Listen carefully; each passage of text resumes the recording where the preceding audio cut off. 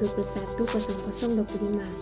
Kelas A semester 2, Prodi Pendidikan Kristen Anak Usia Dini, Universitas Institut Agama Kristen Negeri Kupang. Nah, video kali ini saya akan menjelaskan mata kuliah PPKN tentang bagaimana dinamika historis, konstitusional, sosial, politik, kultural, serta konteks kontemporer penegakan hukum yang berkeadilan. Bagian A, menelusuri konsep dan urgensi penegakan hukum yang berkeadilan. Nah, di situ terbagi atas 4 bagian. Yang pertama, melindungi segenap bangsa Indonesia dan seluruh tumpah darah Indonesia. Yang kedua, memajukan kesejahteraan umum. Yang ketiga, mencerdaskan kehidupan bangsa. Dan keempat, dan ikut melaksanakan ketertiban dunia yang berdasarkan kemerdekaan, perdamaian abadi, dan keadilan sosial. Bagian B, menanya alasan mengapa diperlukan penegakan hukum yang berkeadilan. Nah, di situ terbagi atas 5 bagian. Yang pertama, perilaku warga negara khususnya oknum operator negara banyak yang belum baik dan terpuji, seperti masih ada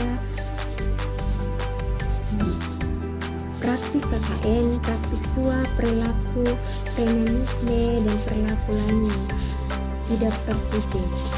Yang kedua, masih ada potensi konflik dan kekerasan sosial seperti sara, tawaran, pelanggaran HAM, serius, dan lain sebagainya. Yang ketiga, maraknya kasus-kasus ketidakadilan sosial dan hukum yang belum diselesaikan dan ditangani secara tuntas. Yang kelima, pelanggaran oleh wajib pajak dan penegakan hukum dalam bidang perpajakan. C, mengenali sumber historis, sosiologis, politis tentang penegakan hukum yang berkeadilan di Indonesia. Terbagi atas 3 bagian. Yang pertama, keadilan. Yang kedua, kemanfaatan.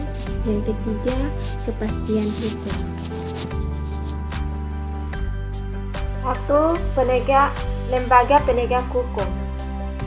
Terbagi atas 3 bagian, yaitu yang pertama, kepolisian. Kepolisian negara ialah alat negara penegak hukum yang terutama bertugas memelihara keamanan dan ketertiban di dalam negeri. Yang kedua, kejaksaan.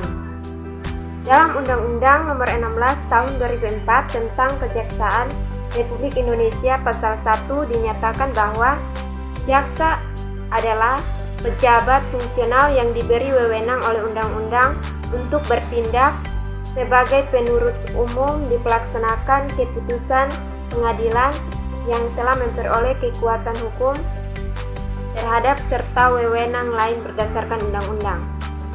Yang ketiga, kehakiman. Kehakiman merupakan suatu lembaga yang diberi kekuasaan untuk mengadili.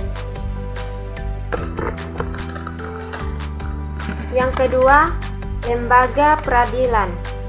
Terbagi atas 4 bagian, yaitu yang pertama, peradilan agama, yang kedua peradilan militer, yang ketiga peradilan tata usaha negara, dan yang keempat peradilan umum.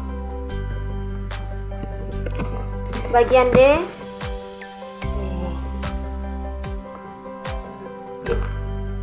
membangun argumen, dinamika, dan tantangan penegakan hukum yang berkeadilan Indonesia. Banyaknya kasus perilaku warga negara sebagai subjek hukum, baik yang bersifat perorangan maupun kelompok masyarakat, yang belum baik dan terpuji atau melakukan pelanggaran hukum, menunjukkan bahwa hukum masih perlu ditegakkan. E, mendeskripsikan esensi dan urgensi penegakan hukum yang berkeadilan Indonesia. Penegakan hukum bertujuan untuk mewujudkan peraturan hukum demi terciptanya ketertiban dan keadilan masyarakat. Penegakan hukum pada dasarnya bertujuan untuk meningkatkan ketertiban dan kepastian hukum untuk dalam masyarakat sehingga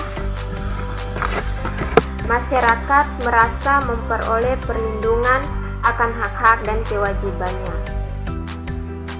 Demikian penjelasan saya. Terima kasih. Salam.